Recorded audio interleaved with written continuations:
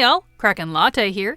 Now that the new level squish and leveling systems are in full swing, it's time I relook at how I'll be getting from 1 to 50. This means a lot of zones will have to be retested, since, as I have found, they do not give the same amount of XP at the end as they did before the level squish. On top of that, heirlooms no longer give a direct XP bonus, so that's going to be a huge factor. To make things even and easy to understand, none of this includes XP from gathering professions or rares. It's just the quests, so we know what base we're dealing with. Tips and tricks like that will come in a later guide. So, let's dive into the Horde racial starter zones. Here's my results. First up, the Orc Zone, Valley of Trials and Durotar. These zones are pretty straightforward and accessible by all Horde races. Doing every quest you find will bring you from 1 to 11 in about 50 minutes or less. It isn't a hard area to complete, but it is rather spread out, so it can feel rather slow if you don't keep a move on.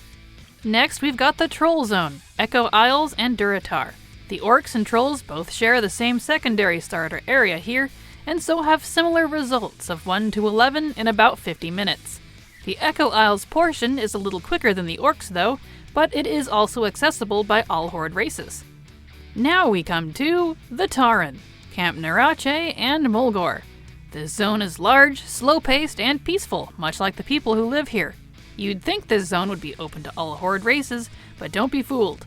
You can only do the starting quests and a handful of others on non-Tauren, and you won't be able to finish the zone, which will put you at about a level 7.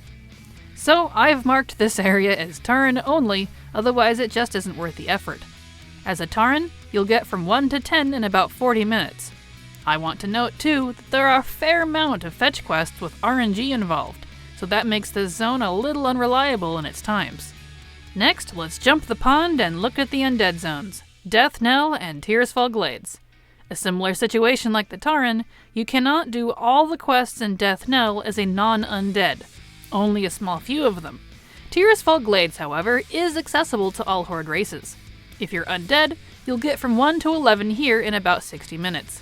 If you're another race, you'll be short a couple levels as you can't do most of Death Knell. Tearsfall by itself takes about 50 minutes. Not far off, but in a very different color palette, we've got the Blood Elf starting areas of Sunstrider Isle and Eversong Woods. Sunstrider Isle is Blood Elf only and will get you 1 to 5 in about 15 minutes. On top of the 11 levels you'll also get from Eversong Woods in about 60 minutes. Eversong Woods here is doable by any Horde race, but it is rather spread out and easy to do inefficiently. You may get a head start in levels over other races as a Blood Elf, but it will take you a bit longer to do so. Now we've got the Goblin starter zones of Kazan and the Lost Isles. This is for goblins only. No other races can quest here. I rather enjoy this zone myself as the story is fun and amusing, but it is long. You'll get all the way up to level 16, but you'll spend about 110 minutes doing so. That's just short of 2 hours. Ouch. Since Pandaren can go to either faction, their starter zone, the Wandering Isle, counts too. Like the Goblins though, only Pandaren can quest here in their starting zone. This zone took me about 90 minutes to do, and I ended about level 15. Now we've got one more zone, Exile's Reach. This can actually be accessed by all races of both factions, including Goblins and Pandaren, right after you make a fresh ult before logging in for the first time. This zone gives a consistent 10 levels, actually about 10.5, in just under 40 minutes. Now I play on heavily populated realms, so when this zone isn't busy, I can get this down to 30 minutes or even less. A good handful of my time can be spent waiting for mobs to spawn. So, there's all 7 starter zones, but which one is the best? Well, unlike the Alliance zones, I think we have a clear winner here. Exile's Reach. And here's my reasons. Number 1, well, it's clearly the fastest for the time spent and levels gained. Looking at how many of the Horde zones want you to spend at least 50 plus minutes to barely reach level 11, Exile's Reach easily has those beat. Related to that, high-level players cannot zone in to Exile's Reach, so you'll never have people ganking NPCs, which is a problem on my realms, or just one-shotting mobs before you can reach it due to their high level. This area is for fresh characters only. And my second reason, with Exile's Reach, you don't have to think about it. With Eversong Woods or Durotar, for example, I always have to make sure I'm doing the fastest route, since there's a lot of back and forth quests that send you in totally different directions.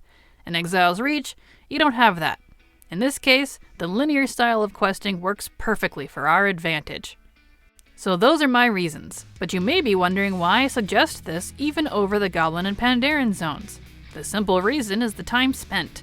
You may walk out at level 15 or 16, but at triple or more of the time. 90 minutes alone is 3 times as much as Exile's Reach, and oof, that 110 from the Goblins. Those next 5 to 6 levels after 10, I believe, are much better spent elsewhere. So there you have it. In my opinion, Exile's Reach is the most efficient zone for both Horde and Alliance players. If you haven't seen the Alliance version of this, the link is in the description below. As always, thank you so much for watching, and remember, it's never too latte.